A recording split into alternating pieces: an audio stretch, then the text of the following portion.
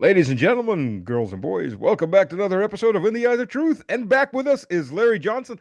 Unbelievably, I know the shirt's not bright. Yeah. Good camouflage No, pattern, no, but man. No, listen, we got hit with an Arctic blast last night. oh, really? Temperature was down to 45 degrees Fahrenheit. I mean, people are Wait a minute, you that's about freezing. yeah, well, if you walked out on the streets today of Bradenton or Sarasota, you would think you were up at the Arctic Circle, okay? People are, I mean, gloved up, big bulky jackets. Oh my God. So, It's yeah. about the same temperature in Moscow. I wore this shirt and a bomber leather jacket. I got no Yeah. t-shirt underneath. I'm Yeah. like, yeah, okay. Took a cap Yeah. just in case. Get cold enough. Yeah, see, I've been in Florida long enough that down here when you catch a really old guy like someone in his 90s, and in July when it's the hottest part of the year, and it's 100 degrees or it's like 45 degrees Celsius and it's high humidity, and there's still old guys putting on sweaters and sweatshirts because it's too cold. In 2014, I went with my family to Crete. It was 3rd of November when we arrived there, so tourist season's out, no crowds, and Crete's, there's three big towns in Crete. Um, and rented apartments. So we're walking around, looking at the cities, and they're all pretty ancient. And it's 23 plus degrees outside Celsius. So that's what, about 16, 18, That's about 42. That's about 74 degrees. 76 degrees. Yeah, yeah, yeah. Yeah. And I'm in shorts and a short sleeve shirt and I'm sweating, right? Sun's out. And all the Greeks are in fur coats. One was in a parka because I kept seeing them in different cafes, sitting next to coffee. He's just, just around a parka. I'm like, dude, I'm sweating here. Yeah. In shorts, I'm sweating. And then when we went to swim, I mean, it was quick dips because the water was only about 18 degrees. So it was but it was us and this German family. And all the Greeks are walking by looking at us like the barbarians have arrived. Listen, I know exactly. I saw that when I first moved to the Miami, Fort Lauderdale area back in 2009. And so it was January, and they were going to play a football game between the University of Miami and the University of Iowa. So you had people from Iowa, they're there in Florida in January, and it was about like 68 degrees, Oh, 65. great And so weather. the Floridians were just like you described. The Uggs, they call them, these big Mhm. furry boots and hats and gloves, and all the guys from Iowa are walking around, wife beater shirts and shorts and flip flops. And to put it in perspective, like today at this time, it's colder in Des Moines, Iowa than it is in Moscow. All right. Whew. Yeah, Yeah. well, it's pretty Okay. warm this year in Moscow so far. But just so even the Moscow residents will have something to relate to, and these Iowa guys, man, they're running into the ocean and swimming. So you could actually tell who was from out of state and who was a homebody. Yeah, it's this November is like 4 or 5 degrees warmer than it should be. And the snow, they're just putting it off and off. Yeah, they've the only there's a good joke for synoptics or weathermen. That profession was created to give uh, legitimize fortune tellers. Yeah, Their number one quality is to forget anything you said within 5 minutes of saying it. yeah, absolutely. But let's not forget what our dear friend and guy that creates lots of work for everyone, um, Donald Trump, our Oh dear yes. fellow, has said. So Latin America seems to be like a four-country crusade now because Marco Rubio was talking about dropping, I guess, paratroopers into Cuba or Bay of Pigs 2, something along those lines. Yeah, we're upset now with Cuba. So our 65-year campaign to isolate and bring Cuba to heel with sanctions hasn't worked out too well. Um, Now we're big mad at Venezuela with Maduro. We've been mad at him since Chavez took over, And now we're mad with Colombia. And Pietro, I guess, is the Colombian Yeah. president's name, because Colombia has been a sort of a key, a cornerstone of U.S. policy in South America, going back, good Lord, 35 years. Yeah. Yeah. When I was at State in counterterrorism, my first boss there was Morris Busby. He's known as Buzz. Well, Buzz was named ambassador to Colombia in 1992, and he was there when Pablo Escobar escaped from Yeah. prison, Yeah. and then Buzz led was in charge of the putting together the manhunt from the U.S. side and cooperating closely with the Colombians. Uh, in fact, when we set up my consulting firm, Berg Associates, two of the founding members of Berg Associates, but they only stayed a year, was Morris Busby and Gabriel Silva. Gabriel Silva had been the Colombian ambassador to the United States, then later did a stint as the Minister of Defense of Colombia. And I don't know if you've ever seen the Netflix series Narcos. I've seen clips of it, though I've never actually Yeah, watched okay. it. Well, if anybody's ever watched that, they have a character in there called Ambassador Crosby. Well, that Hmm. was Busby. Yeah. Yeah, I So, didn't go far. yeah. So, I've had a lot of experience down there. And what Trump is doing is it's not only illegal and immoral, but good God, it will embroil the United States in a war that it cannot win because I have said jokingly, but I mean it also. Uh, Venezuela is Spanish for Vietnam. Oh Okay, yeah, yeah. 2.0. because in fact, it's bigger than Vietnam. Number one, more mountainous than Vietnam, and has just a heavy jungle, uh, triple canopy jungle in various parts, and it's difficult terrain to move around in. And any thought that they're, as well as I do that uh, air ops of just dropping bombs on positions that doesn't secure control of the land and key areas. So I mean, you got to put troops on the ground. Well, good God, how are they going to do that? If they land the Marines at the beach out where the airport is, they've got about a 20-mile, 25-mile journey up into the mountains to get to Caracas. I've always described Caracas as a city. It's like sitting in the bottom of a toilet bowl. It's just surrounded by mountains. Oh, that's not Um, good. Well, it's good eh, for Caracas. It's not well, good yeah, for it's good anyone for taking it. Caracas, and that road up, man. The number of ambush positions so a ground force basically, if they move, they would move at a heavy cost in terms of losing vehicles and men. Number one. So then you say, okay, well, we'll fly in with helicopters. They have a ton of shoulder-fired surface-to-air missiles, not to mention Pantsir and some other air defense systems. Those helicopters are likely to get smoked. Yeah. Oh So yeah. just explain to me tactically how the hell you're going to put people up there and hold that, and then resupply them for God's sake. So um, I think a lot of this buildup of naval forces and marine forces off the coast has been more to try to intimidate the Venezuelans, particularly the military, as well as to encourage the military to throw Maduro out so that that we won't have to come in and kill them. But I think the bulk of the Venezuelan military realizes, hey, if the Houthis can take them on, we can take them on. Well, I mean, look, if we want to look at what bringing democracy looks like, I mean, there's Libya, there's Syria, there's Iraq. There's a lot of democracy examples that the countries don't look too good right now. Yeah, You know. yeah. No, it's um, Trump was again picking a fight without thinking it through.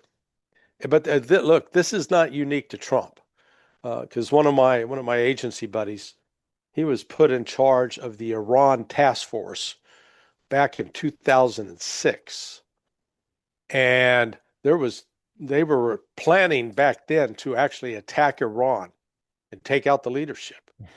And he hadn't come up with the idea. He was asked to execute it, but he started asking some, of the right questions like, okay, let's assume that this succeeds. Then what? Who takes over and who's going to be in charge? How are we going to control that? And the answer he got back, well, don't worry about it. It'll take care of itself. Yeah, right. Yeah. And, Okay. and so he was smart enough to know this is going to be a Charlie Foxtrot. So I'm getting out. And he took actually a demotion he took a lower grade pay, but he went off to as chief of station in a couple in some places in Africa and in the Gulf, uh, instead of sticking around for that fiasco. And ultimately they didn't do it, but they sure as hell were thinking about it. But again, they hadn't thought through, okay, if we remove Maduro, who's going to be in charge and how's that going to play out politically in all these different areas in Venezuela? Okay, Larry, let me ask you this. For the last 50 years, or maybe even Vietnam, let's go last 60 years.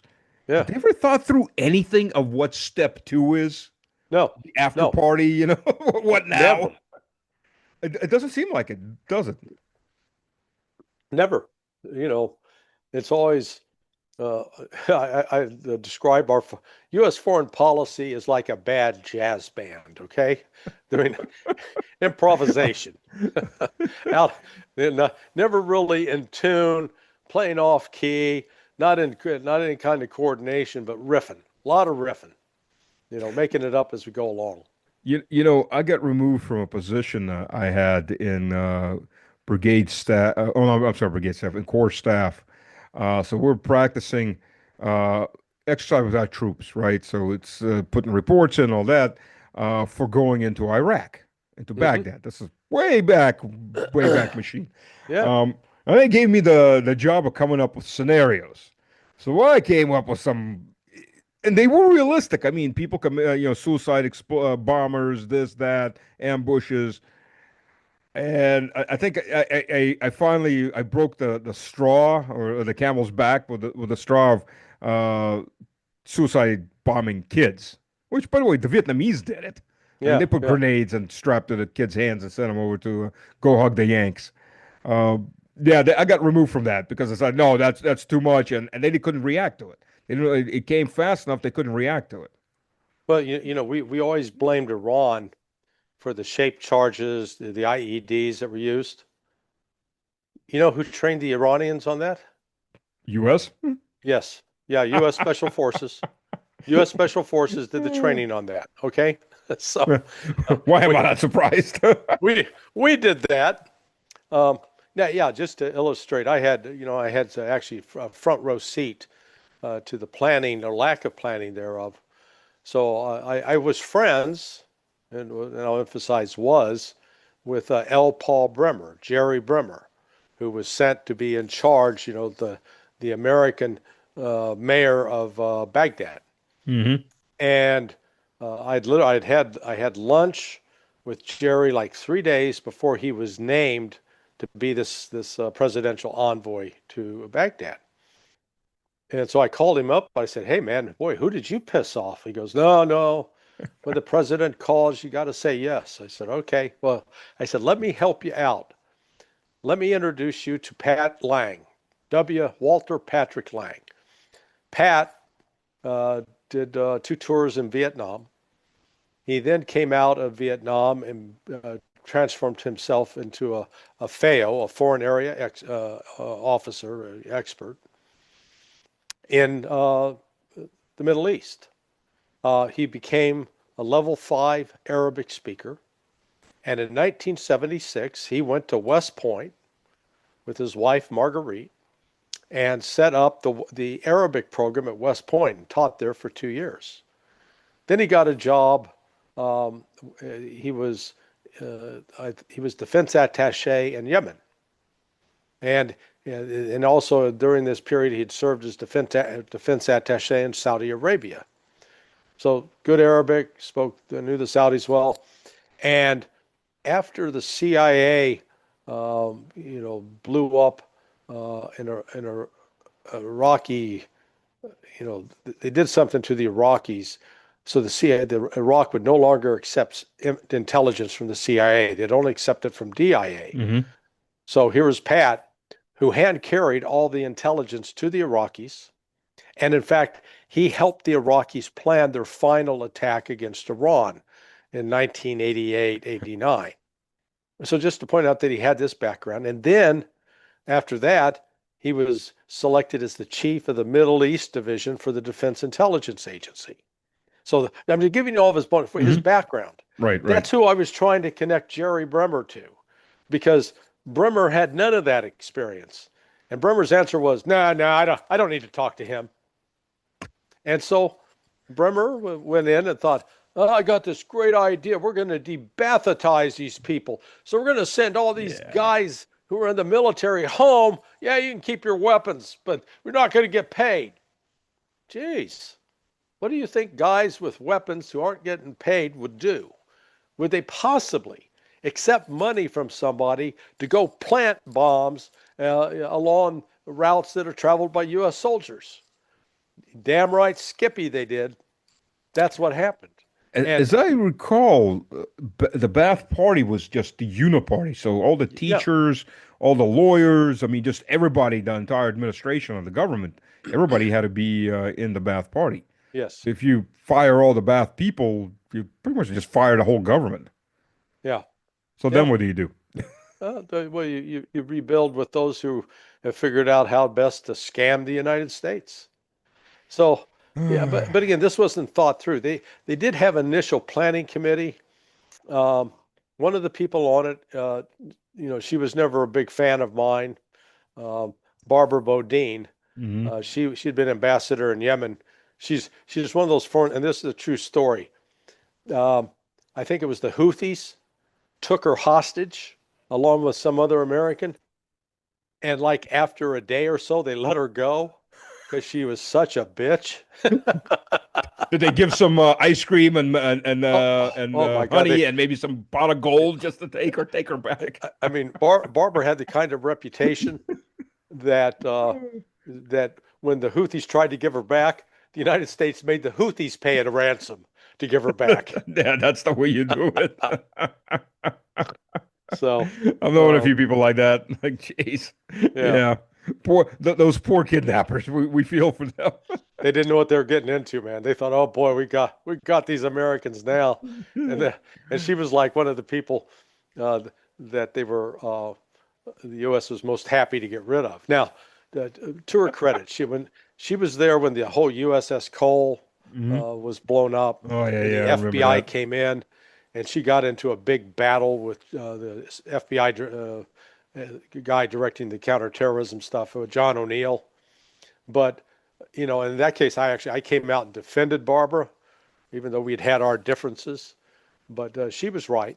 FBI was going in and ignoring both local culture and local law and their lack of jurisdiction, and they thought that they were operating in a U.S. city, which they weren't. And Barbara had to straighten them out, and they didn't like that.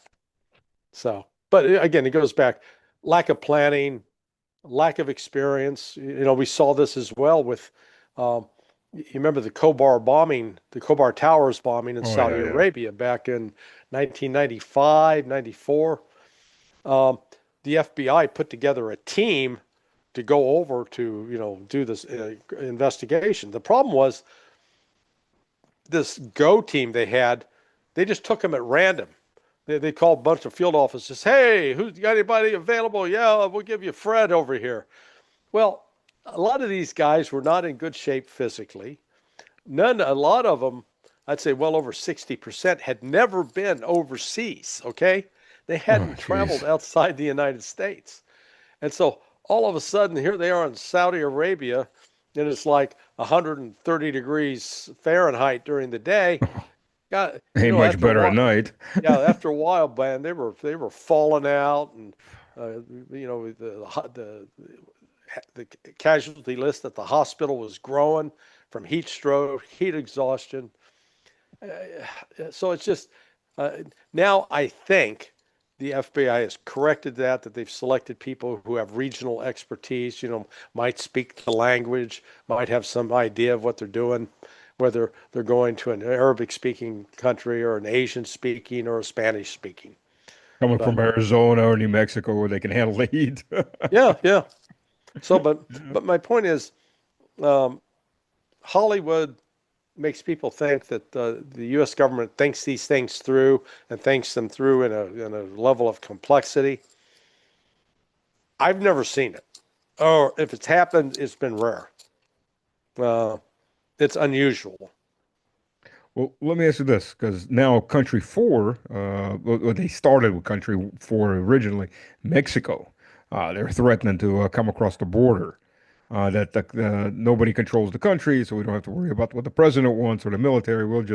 We'll fight narcotics over there, kind of Yeah. somehow in the slums, I guess.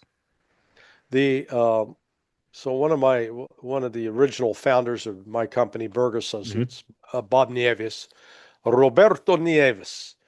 Bobby was the chief of international ops at DEA, and he came up in the late 80s along with another good friend of mine, Greg Pasick. He just recently passed away. Um, Condolences.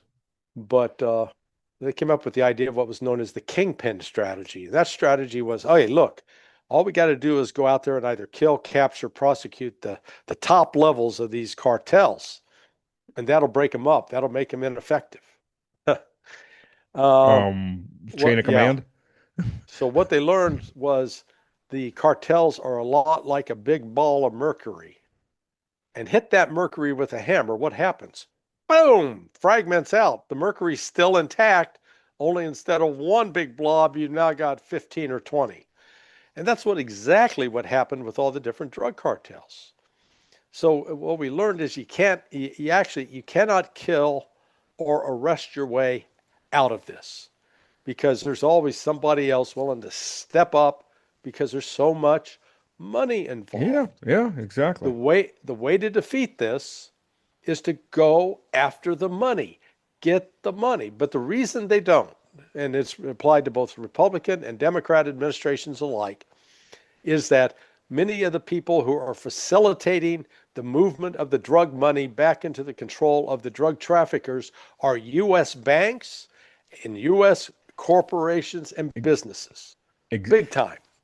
I read a report 10, 12 years ago that no U.S. major bank would survive as a stress test if you took away the drug money. That Yeah. they're all living on drug money, basically. Yeah. It's too good to pass up. Oh yeah, it's I did work for a bank in Panama, and they flagged this one account. It was this e-commerce website that was selling soap online. You should go online buy soap. It was run by a Ukrainian and a Spaniard in Panama. Hmm. hmm. So I got a list of all the recent purchases that they had made because they were making them with a credit card. Well, it turned out that credit card was actually a debit card. And but I had every transaction. I mean, I had the name of the person, their address, their phone number, their date of birth, social security number. Yeah, all the know your customer information you're supposed to have. And I thought that's curious. And well, eventually, what we discovered was uh, somebody on the drug trafficking side had gone out on the dark web. They had purchased this database of all these names. They had taken that database to a bank. It's called the International Bank. Is located in like McAllen, Texas, and uh, all along the border of Mexico. It was a subsidiary of Banamex.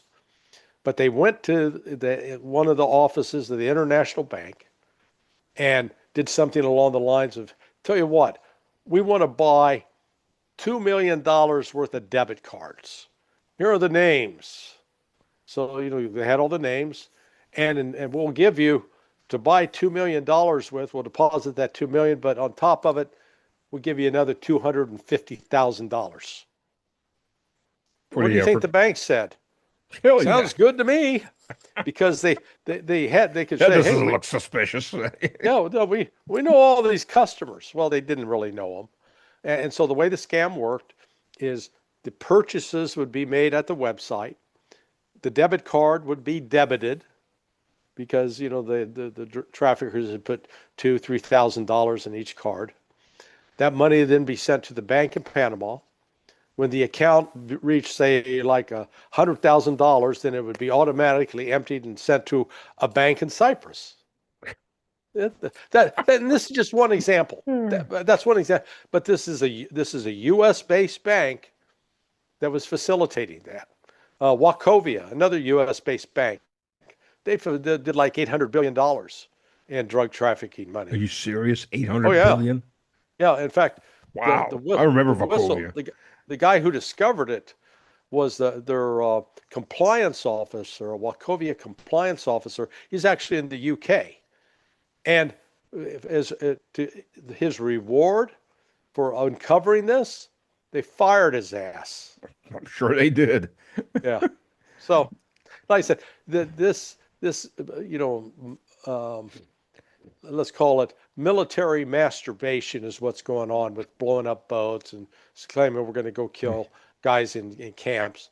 If you simply actually go after the money, seize the money, it's I don't want to say it's easy. It takes some work, but it is for the amount of effort you put in, the return on it is enormous because the money is what fuels all this. This drug trafficking. It isn't about helping people get high. It's about help getting the traffickers rich. Of course. That's it. Well, what about going after the demand? You lower demand. They Yeah, don't seem to be doing much of that. yeah. That's more challenging. Oh, Um, yeah. I don't disagree with it, but um, if you can help dry up the supply because they can no longer make money off of it, then the people who've been drugged may have to at that point start to wake up and say, okay, I got to find something else. But you're right. The role the U.S. population plays Hmm. in this widespread use of narcotics, and the death toll that ensues. I think I told you as I've mentioned on a couple of different broadcasts, my 39-year-old nephew, he came to live with me. It's a long story. He was recovering from a gunshot wound a negligent gunshot wound when he thought he was cleaning a firearm, and he thought it was empty. Well, when he points the gun at his leg and presses the trigger, Why would he point at boom, his it's own not leg? empty. Huh? Why would he point at his leg and not out Because he at the he floor wasn't somewhere? thinking. He wasn't thinking. Frick. A lot of people that when they handle firearms, they don't think. They'll Yeah, point yeah, it. Never point at that gun at something you're not willing to kill or destroy. Well, yeah, it yeah. it fractured his femur. He got Oof. lucky because he lived in Boulder, Colorado at the time, near Colorado University, and there was an EMT walking by his apartment that heard him screaming. Oh, EMT went running in, got a tourniquet on, got him to the hospital, but he had some extensive damage to repair, yeah. and as a result, he got initially addicted to OxyContin coming out, and The then gateway drug. yeah, and then he went to live with his father, my younger brother, and 3 weeks after he arrives at my younger brother's place in Independence, Missouri, my younger brother kills over dead with an aortic aneurysm. Jeez. So Ryan was just devastated with that. Um, and so I said, hey, you can come live with us while you get your act together. And when he initially got out here, he was drug free because we had him tested. But the pain management, he started self medicating, and apparently he was smoking heroin, and he got a dose of heroin laced with fentanyl, Oh, killed his ass. I found him, uh, he died like Elvis Presley on the shitter, and it's, you know, when you're sitting there beating on a door and there's no response, And so you find, you're going to go through the doorway and you're not going to like what you're going to find. Yeah, yeah. And, he was a great kid. Oh my God. He's a very talented. He could do any kind of construction. He had managed several restaurants. He'd actually been a nationally ranked snowboarder when he was Hmm. 18 and 19. Just, really What a a waste. great kid. But, you know, he made he made some bad choices, and unfortunately, like with the narcotics, particularly fentanyl, sometimes you can make a bad choice. You didn't mean to kill yourself, but you're going to wind up dead. Yeah. And You, there's no second chance on that. in 2010 when we moved back to Russia, before we moved, actually we moved on a business visa. They came back to get a work visa, and while we were back in Houston, I wound up getting knee surgery on my left knee because all kinds of army injuries on there, and they're Yeah, scraping it clean. bad to your Uh, body. oh yeah, yeah, there was all kinds of scar tissue on the tendons. Well, they gave me a script for OxyContin. And my wife's looking at, do you want me to fill this? I'm like, hell no. If I can't handle the pain, I'll take an aspirin. Yeah, yeah, But yeah, that's how they get you. I mean, yeah, just for anything. Here, have yeah, a script, and then we'll keep writing you scripts and getting our kickbacks from it. yeah, Well, you destroy your life. yeah. It's So horrible. keeping. And again, this goes to sort of the corruption of the system in the West that panders to make certain corporations wealthy and their shareholders wealthy At the without cost regard of, without regard for what it does to the population or the health of the people. yeah, but it makes great customers for life. Oh yeah, Maybe not a long life, but definitely for life. yeah. So has anybody ever gone to jail in the U.S. for the Oxycontin, well, basically opioid epidemic that was created by Big Pharma? No, not really. There's a great 5-part miniseries. It starred Michael Keaton, and it Hmm. was about the Sackler family, the ones who basically came up with OxyContin and made it a thing. And they got away with it. Yeah. You know, so it's not never punish the guilty, always punish the innocent and reward the guilty. That's what our system has become. Sad but true. Yeah, I mean, but look, supply will drive a certain amount of demand, but demand drives most of the supply. You correct. dry up supply, you drive demand, and supply goes away. Yeah, yeah, You cut off supply, something will always come up. yeah, Meth, yeah, there's a epidemic. yeah. And that's where you go after. As I said, the money's the key to that process Mhm. because, you blow up, you confiscate a shipment, they just grow more. The No. cost of goods sold on this is real, real low. It's not like it's not like you're creating some advanced hypersonic missile. Okay, uh, it's the cost of production is extremely low, so that's why it's got a huge margin. So if there's this great demand, they can charge more. But what about, you've got the secondary corruption that also goes down the line. Oh, of course. Town, border towns, police departments, etc. I mean, the money's going everywhere. Yeah. Well, my former business partner, who was chief of international ops for DEA, he said when he first started at DEA, one of the older guys, I forget what DEA was called, it was something else. And so one of the old guys from the original unit took him aside and said, "Hey, Bobby, what's your price?" And Bobby looked at him and said, "What do you mean?" He goes, "Well, in this line of work, you're going to be offered money to look the other way. So he said, you need to come up with a price." And he says, so let me tell you how you calculate that. So let's assume that you're going to have a 30-year career at DEA and you're going to make, let's say, $100,000 a year. So over, um, 100,000 a year, that means in 10 years, you got $1 million. So you're going to make $3 million over that 30 years.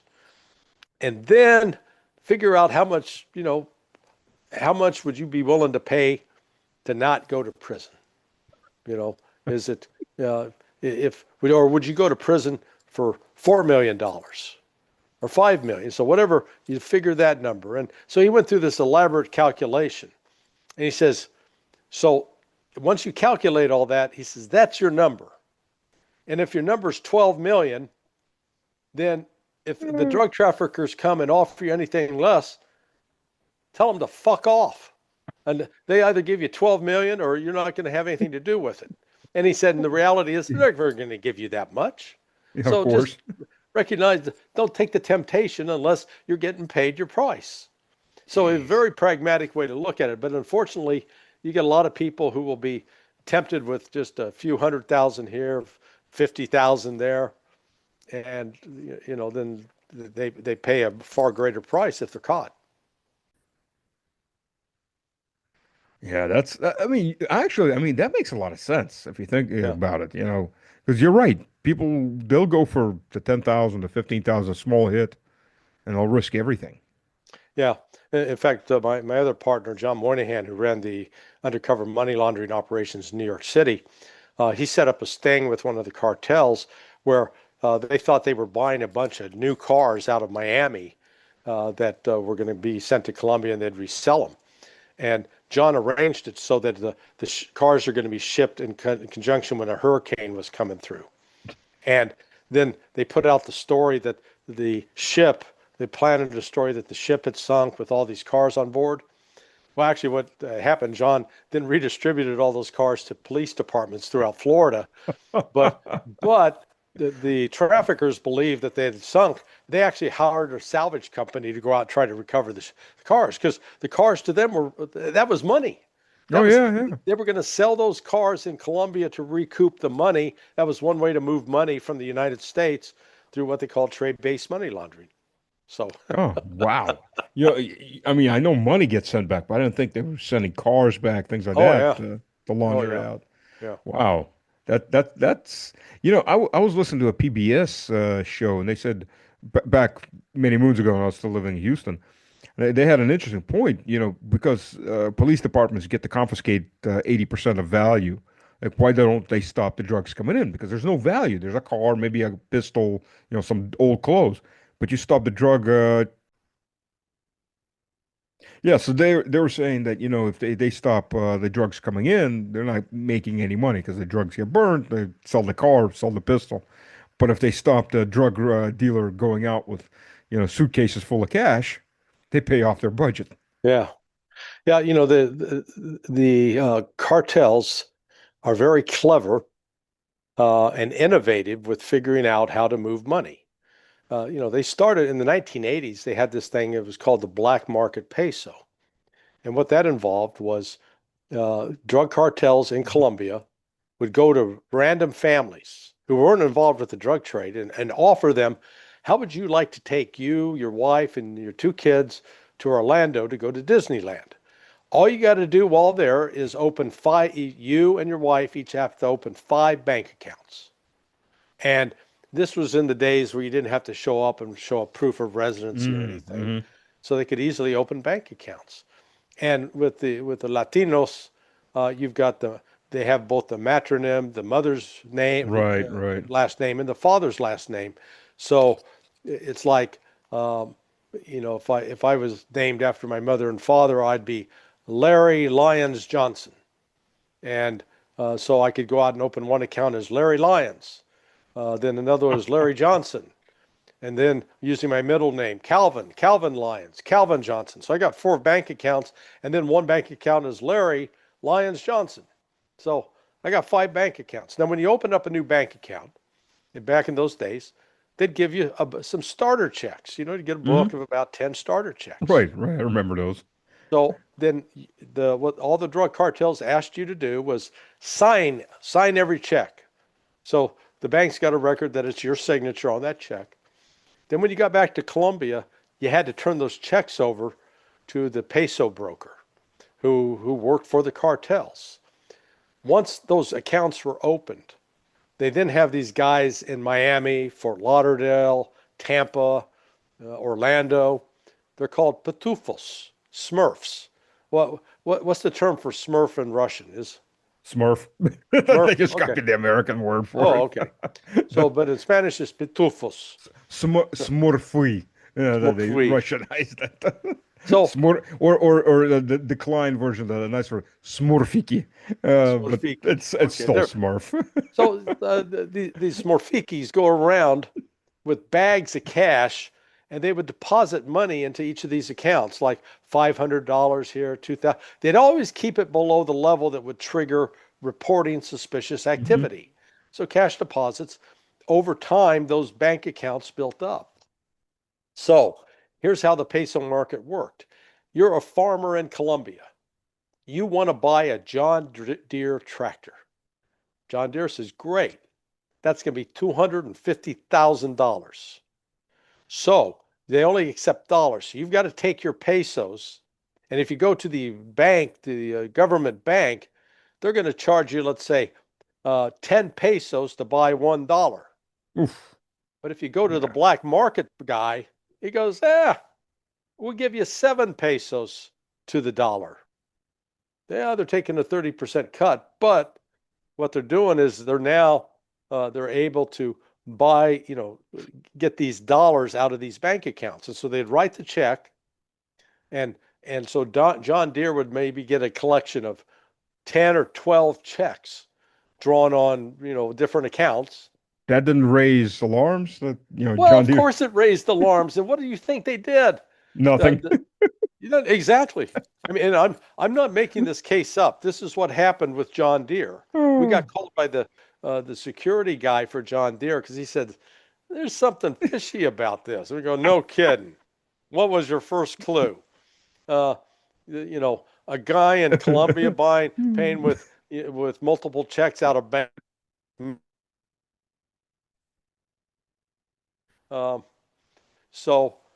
and when he took it to the CEO of John Deere, the guy said, "Not our problem."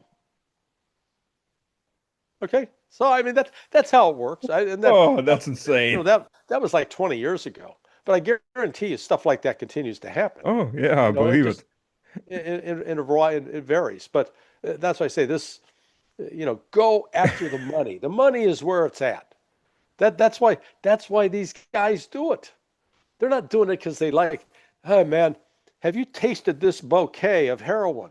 It's so fruity and with a great no, it's not like they're growing wine or Courvoisier, cognac.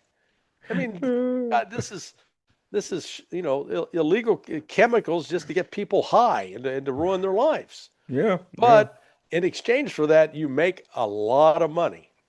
yeah. So Yeah, I mean, people commit slow suicide and somebody's making money off of it, as yes, opposed to, euthanasia, fast suicide that the Canadians and the Europeans have started doing, the Western correct, Europeans.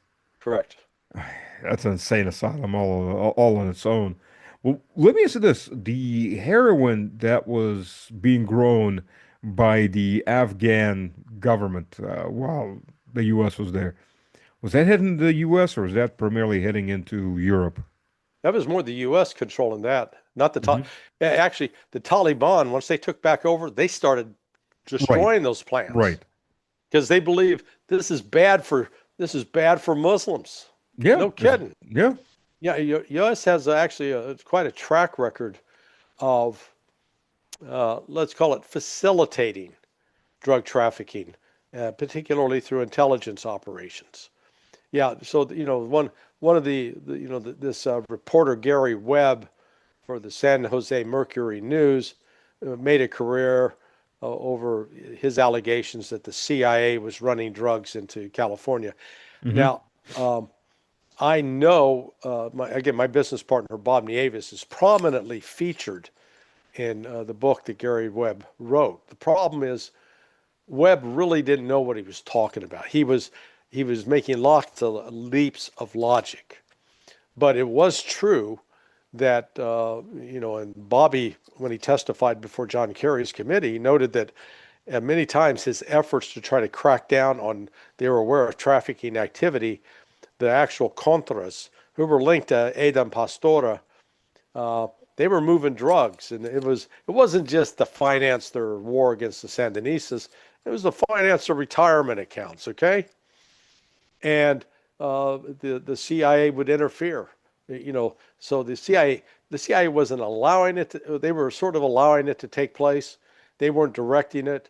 They weren't directly involved with it, but it was sort of, we'll look the other way kind of stuff, and we'll keep the government off your back. There was that going on. So that happened Mhm. as well. Now it happened in Vietnam. Yeah, I was about to ask you, what about Vietnam? Didn't they used to Yeah, transfer drugs inside the corpses of yeah, killed coffins. GIs? Yeah, coffins. Yeah. I'm not sure they went as far as putting it inside corpses, but they at least put it inside the coffins. 'Cause I read it And was inside the corpses, but maybe just the coffins. I mean, yeah, people write all kinds of things. but yeah, no, it was, they made a movie about it with Russell Crowe, and it was based, I forget the black drug dealer's name, but he had quite a story, and there were, it was uh, African Americans and Italians all up in New York City. So yeah, we've had a history of it, and we did it again in Afghanistan. In fact, a friend of mine, Bobby Charles. Bobby was the Assistant Secretary of State for International Narcotics and Legal Affairs, INL, and they had the major task of being the State Department arm to combat illegal drugs. And he attended a principals only meeting. It was like the summer of 2001, 2002. So it was Colin Powell, and then Bobby was there as sort of the note taker Mm. with Colin Powell. And, Don Rumsfeld was at the meeting, Dick Cheney, George W. Bush, uh, director of CIA, I guess George Tenet. And in the course of it, Bush made a decision to actually start curtailing the drug trafficking in Afghanistan. Hmm. And Dick Cheney and Don Rumsfeld reversed that decision. Really? And Bobby was like, "What? He goes, the president just made this decision, and you guys are like reversing it." He couldn't believe it. So Bush was a weak guy. Yeah. The Russian government at one point asked NATO, who was sitting in Afghanistan, to do something about the drugs. And the response was, We don't want to upset the locals." Yeah, Uh, yeah, yeah. yeah. So no, it's the illegal as a source of funding and illegal activity. It's been a problem for the U.S. So the U.S. does not have clean hands on this, is what I'm saying. Oh yeah, It's yeah. a um, I went and looked at, again, Gary, there were allegations made that the Washington Post and the New York Times uh, sabotaged Gary Webb's reputation. They were covering for the CIA. But I went and read the book, and I read it specifically about someone I know who was involved in what he has said. And you know, Webb's was actually pretty shaky. He would have sort of a piece of the truth, and then he'd build a whole narrative around that piece that just wasn't actually true. It had a lot of flaws in it. Uh, but the truth of the matter, we can say fundamentally that yes, the CIA, I call it the sin of omission, Hmm. because they looked the other way. Or they actually ran a little interference for the Contras, just so that they would keep on task to defeat the Sandinistas. Oh, yeah. And that didn't work out well either. And as I recall, they were buying the weapons from Iran, Oh yeah, yeah, who was enemy number one at that yeah. point. No, it was. Um, How did that come around? I mean, how did they wind up buying the weapons from Iran, who they're officially trying to overthrow? well, look. Remember going back to so we initially backed Saddam, Right, and when I right. say backed Saddam, he was had relationships with the CIA going back into the 1960s. Um, so when Iran takes over the U.S. embassy, and then it frees the hostages on January 20th, 1981. 3 weeks later, the CIA and Mossad show up at the Reagan White House and seek permission to sell tires for F-4 Phantom jets to Iran. Now, remember, this is the Iran Okay. that had just taken us hostage, held us Right, hostage, right. And Reagan goes, okay. So he approves the sale. Then that started the sale where Israel continued to sell weapons to Iran. Now, Oh, during really? this time, yeah, so during this time, then we also back Iraq attacking Iran, and we're helping supply Iraq with the chemical weapons that were used against the Iranians. Now, While why was the supplying United Iran. States playing both sides? Because we saw this as a way to weaken the Soviets. So the Iraqis used Soviet military equipment, Right. and our attitude was, hell, the more Iranians and Iraqis we can get killing each other, the better the world is. That was our attitude. So we played both sides of that. So it wasn't a great leap of logic that when they were looking for a way to fund the Contras when the funding was cut off by Congress to turn to Iran. Iran wanted some surface-to-air missiles, and Ollie North sold them a bunch of Stingers. And a buddy of mine, Paul Evanco, he was Navy SEAL commander. He set up what was known as the Hercules barge, which Hmm. was a floating special ops naval platform in the Persian Gulf. And he's the one that conducted what they called the uh, oil um, operations, to seize oil tankers and to prevent the mining of oil tankers. One night he had a big gun battle with a bunch of Iranian gunboats.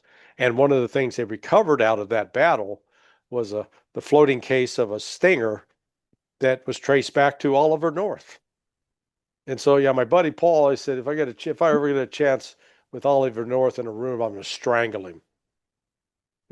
So yeah, Oh, jeez. it's a complicated history that we played both sides of the fence. There is no morality there, and if you want any further proof of it, just look at what Donald Trump did yesterday at the White House.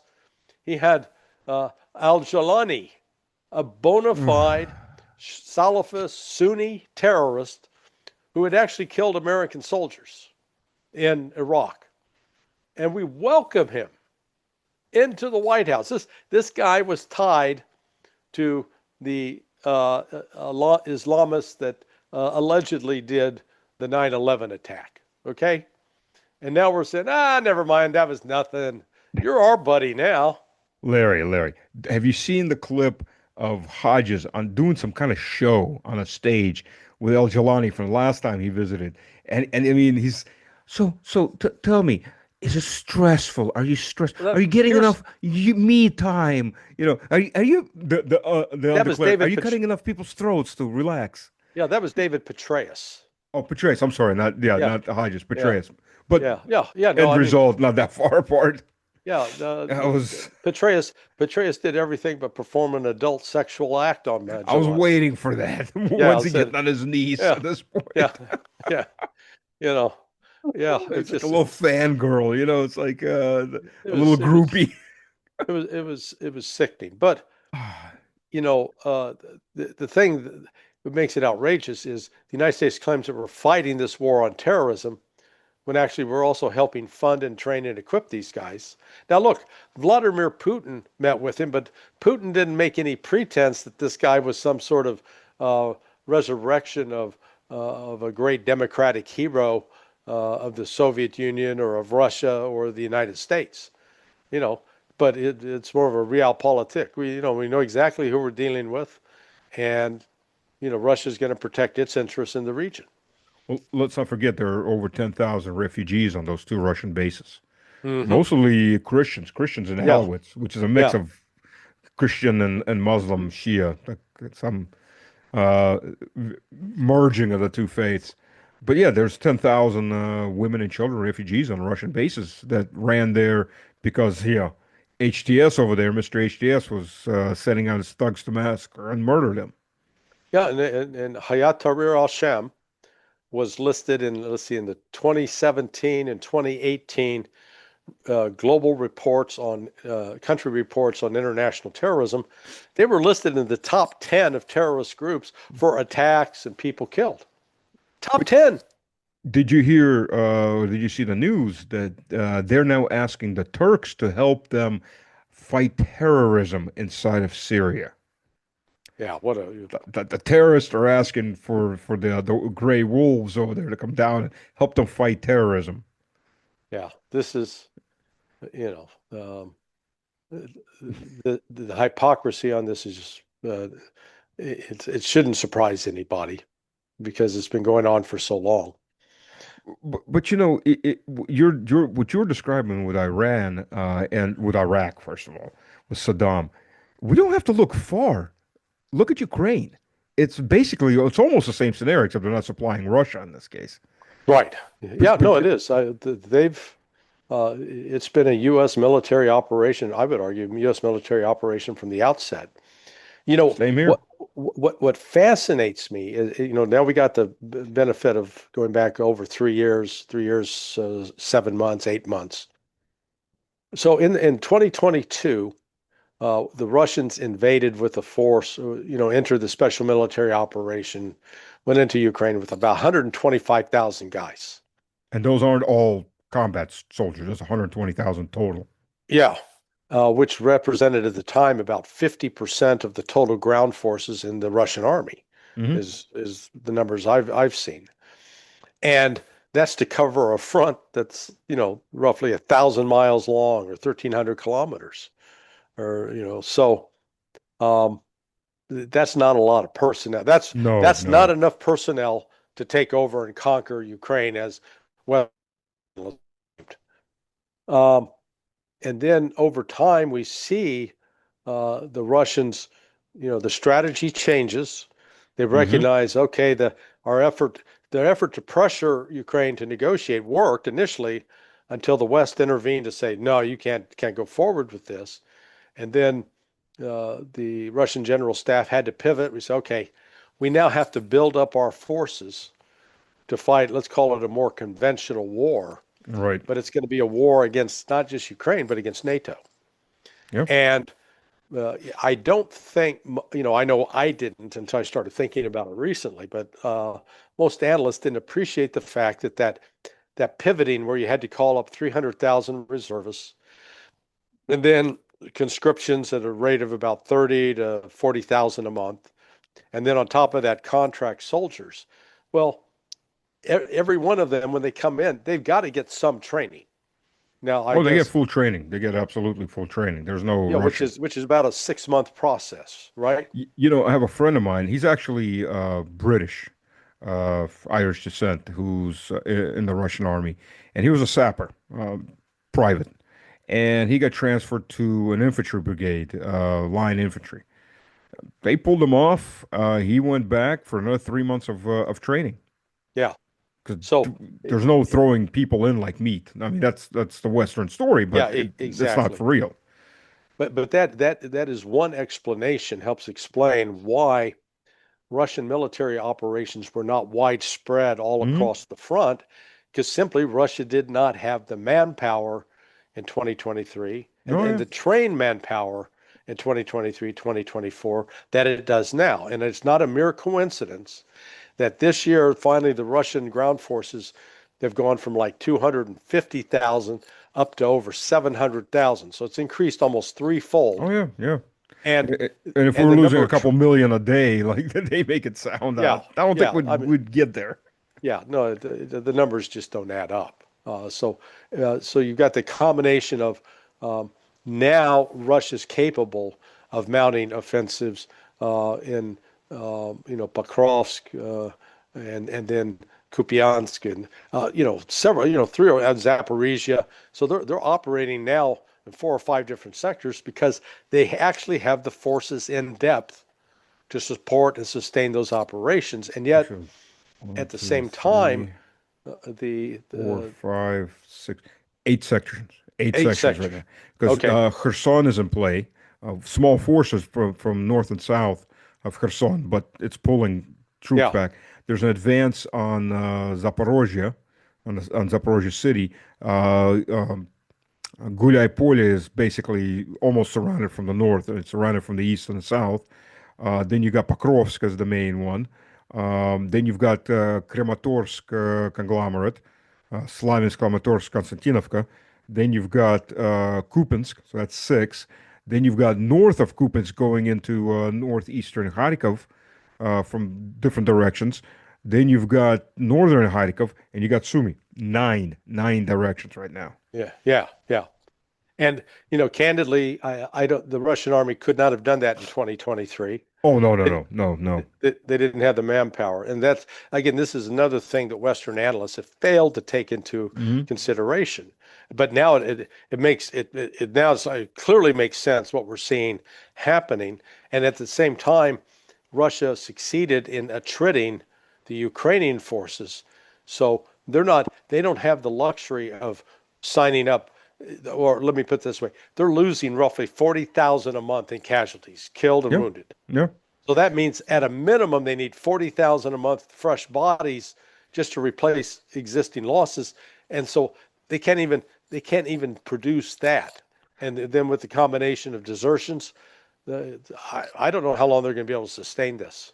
I'd say it's even more because from the looks of it right now, if you count everything as being correct from what the Ministry of Defense is saying, there's about between 1 to 1.5 thousand, sometimes up to 2,000 killed per day, Hmm. plus the heavily injured. A lot of those killed, of course. I mean, the heavily injured, they just get left behind Yeah, to die of they're their going to die anywhere on the battlefield. Yeah, so they just get dropped. I mean, it got so bad in the great counteroffensive that I don't think anybody has ever advertised where I'm going to hit you and how hard I'm going to hit you with what I'm going to hit you ever. I mean, that just kind of goes right against the whole concept of how you plan an operation. Hey, here we go. Here's the scorecard. Yeah, So that, that's called this is unique. that's called the Billy Jack method. Yeah. Okay, you know why it's called Billy No, Jack? no. Are you familiar with the movie Billy Jack? Yeah. The Tom Laughlin, where he stands in the town square with the sheriff. He goes, "Sheriff, I'm going to take my right foot Ah, here yeah, and put yeah. it up on the right side of your face, and there's not a damn thing you can do about it." Yeah, I Okay, remember that. that's why I call it the Billy Jack mode. But you're right. And And then conventional military, even unconventional military operations, don't advertise what you're doing. Sucker punch, baby. Well, when they toward the end were just dropping body waves and guys that obviously weren't ready, which they keep doing anyways. They the wounded they just leave them, of course. So you got this body wave go in. Whoever survives that first contact, they're laying there wounded, screaming for their mothers and whatever. The Russian troops would go out there to pick them up, and the Ukrainians were using them as artillery lures. Uh-huh. So they start dropping artillery on their own wounded guys, and the guys trying to save their lives. So after a while, a couple hits like that, it's like, fine, well, we're not going to go out and get them. So they're just laying out there screaming until they die or something eats them. Plenty of pigs and dogs and crows and gigantic rats running around. But, Yeah, yeah. meats No, everywhere. It, it's a nightmare. it is a nightmare. And yeah, and then they do that. They just drop these guys. And I think they're talking about right now, it's something under a week between getting pulled off the street, being on the front line, and being dead. Hmm. You know, there was even an interview I was watching with a guy. He actually showed up to the recruitment center. Right? They didn't have to put him pack him away. He got a notice. He came up, and he was in his late 40s, and he was sickly. He said. And they said, well, you need to pass a medical exam. He figured he was going to, he couldn't pass a medical exam. So the next morning, he spent the night. Next morning, they packed him all on a bus. They took him to another village where the medical exam was supposed to be. And what they did was, as soon as they get off the bus, they separated them into two groups. The younger guys that were fit went into one group, and then the different brigades came in and just picked up the new recruits that were actually going to get training. And he and the older guys and the sickly guys who may have been young, they're all standing there, he said, and you could hear the recruiters coming in going, oh, look, the new suicide squads. Hmm. And he got forced into a suicide squad. He just survived and surrendered. So, yeah, the one hurrah squads. Well, and actually, um,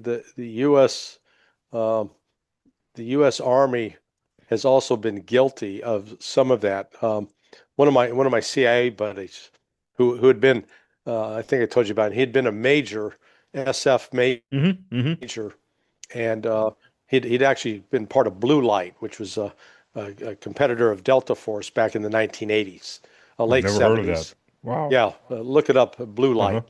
Um, Write that down. and so they closed Blue Light down, and Delta Force took over.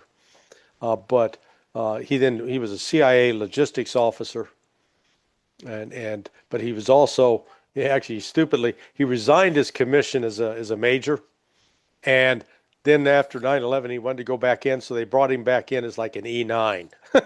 God, seriously. Seriously. So Wow. anyway, uh, CIA was getting ready to deploy him to a base in Iraq, and it was going to be because he was going to get combat pay. It was going to be a pretty lucrative for him. His National Guard unit got activated, and uh, they were going to send him over, but he was deaf. So many Mhm. explosions over the years he couldn't hear. So from a army, he should have been disqualified. Right. Nope, nope. That's all right. We don't worry about it. So they overlooked his medical handicap. So he had to go do the tour as an E9, just getting base military pay, no combat pay, nothing. My last assignment, I was in the Guard. I was doing as an instructor at the Green to Gold Academy at Fort Bragg for the last year and a half. And they were activating Guard units to go to Iraq, or not Iraq, Afghanistan. And they were hitting in some of these units up to 70, 80% invalid rates. Hmm. Guys that they weren't fit for duty. They were Yeah, sitting there collecting money, going to do the little exercise for 3 days once a month, doing nothing really because they couldn't do any infantry training because they were bad knees, bad back, bad shoulders, bone spikes, and that was it. And you're looking at, it's like, average. I think they were treating like 40%.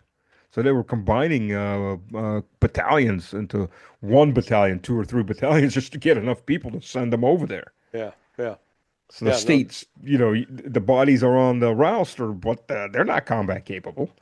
yeah. Hey, by the way, did you ever eat at McKellar's Lodge there on Bragg? Yeah, yeah, I have. That's the one that's out by the gun ranges, and then Hmm. past that is uh, a particular highly classified unit. Yeah, Bragg was an interesting post. The first time I arrived at Bragg, and I was a cadet, right? Oh, So they gave us the brief. Um, if you decide you want to go off post and get some extracurricular exercise, just understand, the police department had picked up some like 30 hookers, 10 of which turned out to be guys. Nine of those 10 guys had Fort Bragg addresses. oh boy. Yeah.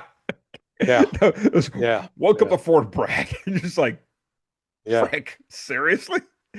And, yeah. and they even had one, they had a murder I mean, this talk about a guy that panicked and wasn't exactly smart. So they find this truck in in one of the lakes, submerged.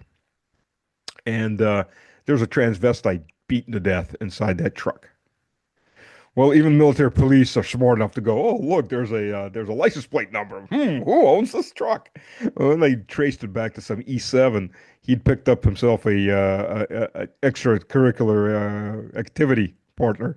And then when they started, well, he didn't do a route check, from the Yeah, very yeah, yeah. They all beginning. of a sudden discovered Yeah, she's a he. yeah, surprise, panicked, beat the crap out of it it died.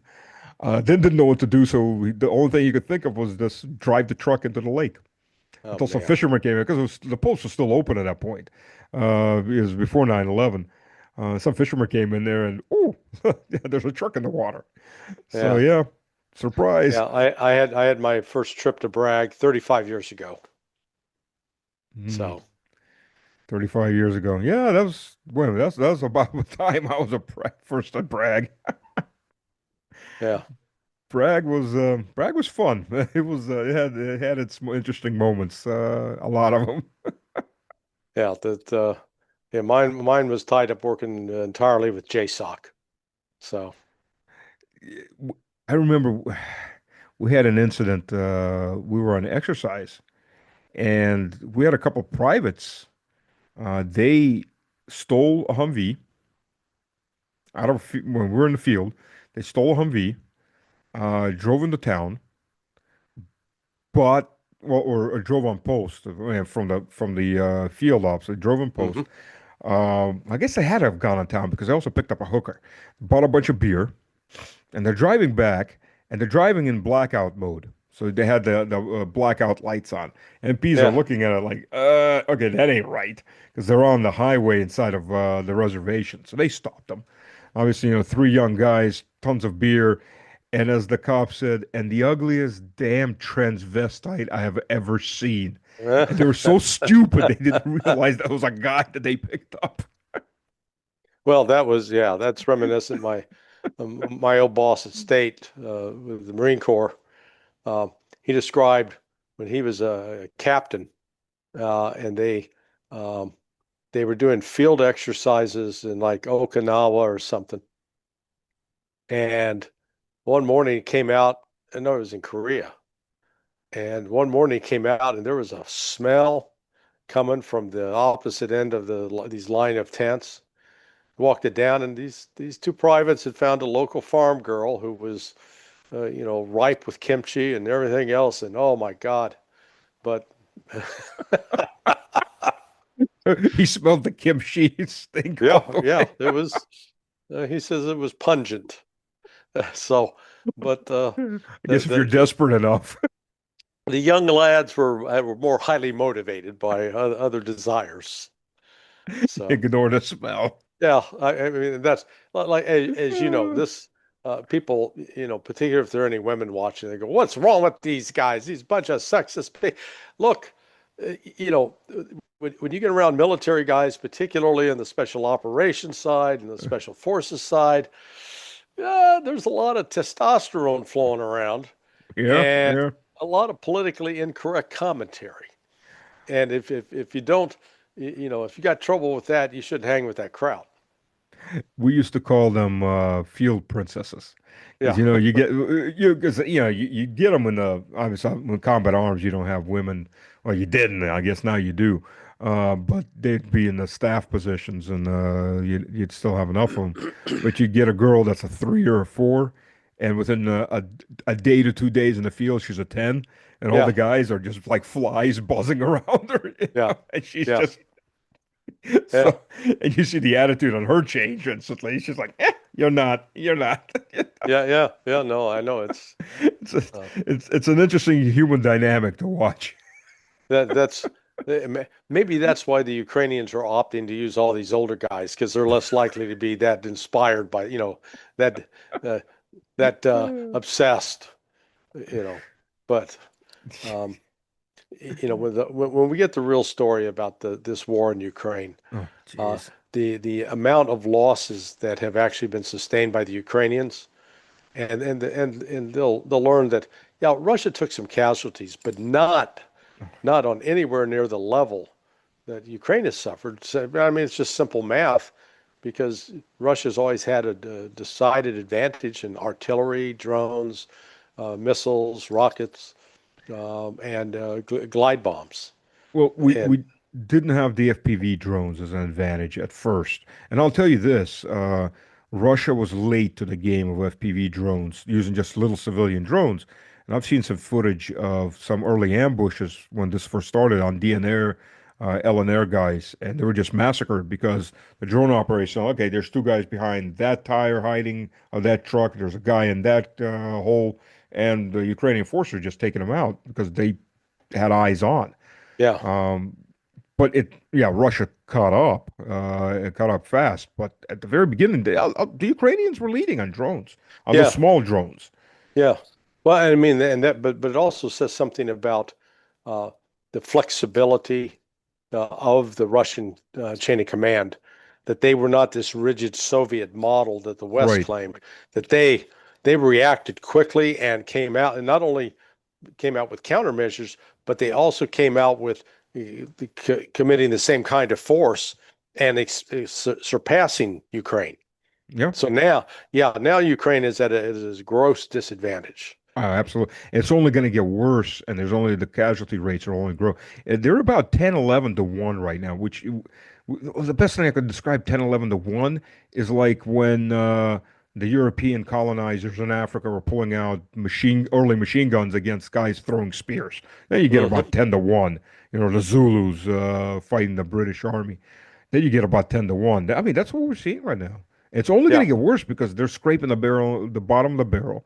And the Russian military is actually doing rotations of battalions to the front, let them come back, relax, new units get combat experience. So yeah, yeah, Yeah. it's nasty. No. It's gonna only Well, get nastier. that's why Russia has become, probably the preeminent military power in the world today. Yeah, yeah.